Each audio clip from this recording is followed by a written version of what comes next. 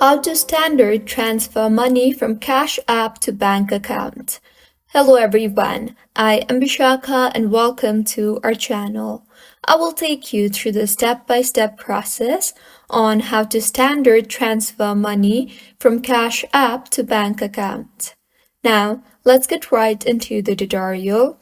Firstly, go ahead and open the Cash App application on your device and make sure you are signed in. Tap on the Money tab now. This is usually located on the home screen at the bottom left corner.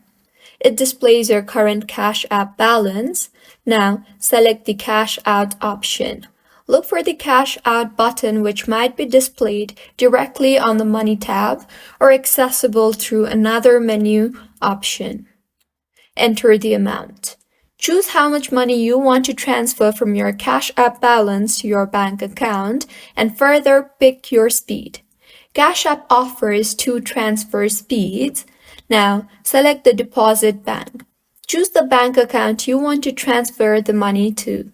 You can link multiple bank accounts to your Cash App for easy selection. Finally, confirm the transfer.